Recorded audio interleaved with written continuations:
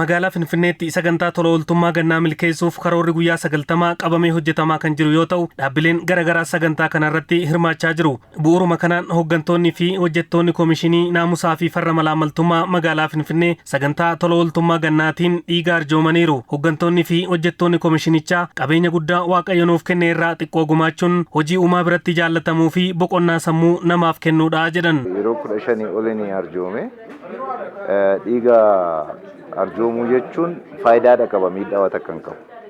Faayidaa fayyaa adda addaa fakkeenyaaf kaansariidhaan qabamuu xiqqeessaa yaala adda addaa irraa dhiiga koo beekuu nan danda'a. Waa faayidaa hedduudha qaba. Namni Waaqayyo fuulduratti waan gaarii hojjete gaarummaa isaatiif barbaachisa waan ta'eef gaarummaa isaatiif eega waan ta'eef kun immoo gaarummaa waan Waaqayyo jaalatu keessaatii tokko waan ta'eef ani waan akkasii irratti hirmaachuun anaaf kan jalqabaa miti yoo xiqqaate gara yeroo 11ffaa kooti kanan kennaa jiru.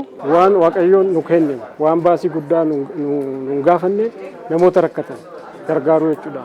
Keessattuu immoo dhiiga arjoomuu jechuun namoota sababa adda addaatiin miidhaman lubbuu baraaruu jechuudha. Sagantaalee tola ooltummaa hunda keessaa dhiiga arjoomuun tajaajila guddaa ta'uu ibsanii namni kamuu dandeettii fi qabeenya qabuun irratti hirmaachuu akka qabus hojjettoonni kunneen dubbataniiru. Dhiiga arjoomuu jechuun hojii tola ooltummaa hunda caala lubbuu baraaruudha.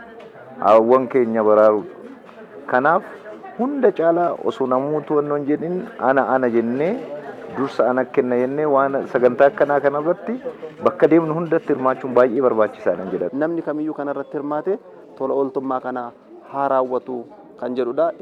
Namni kamiyyuu humna isaatiinis haa ta'u qabeenya isaatiinis haa ta'u dandeettii kamiiniyyuu tola ooltummaa irratti yoo hirmaate gaarummaan abbaamaaf malee eenyuuf waan hin taaneef namni kamiyyuu kanarratti haa hirmaatu jedha. Waan danda'an gochuun namoota rakkatan waan gaarii hojjechuun waaqaafis lafaafis namaafis gaariidha waan ta'eef osoo dubatti hin jenne namni kamiyyuu waan danda'uun nama gargaaru. Koomishinarri itti aantuun Koomishinii Naamusaa fi Farra Malaamaltummaa magaalaa Finfinnee Koomishinar Maqdas Tasfaayee gama isaaniitiin waggoottan jijjiiramaa darban sagantaalee tola ooltummaa garaagaraa irratti hirmaachaa turuu yaadachiisan. በሀገር አቀፍ ደረጃ ብሎም በከተማ ደረጃ በርካታ የበጎ ፈቃድ ተግባራት waggoottan jijjiiramaa darban sadarkaa biyyaa fi magaalaa Finfinneetti hojiilee tola ooltummaa hedduu hojjechaa turree jirra. Manneen namoota humna hin qabne haaressaa turre. Maaddii qooduu daa'imman guddisuu fi kanneen biroo hojjetamaa turan. Hojiileen kun hunduu namni waan qaburraa qooduun kan hojjetamanidha. Isaan keessaa tajaajila guddaadha jennee kan yaannu hojii dhiiga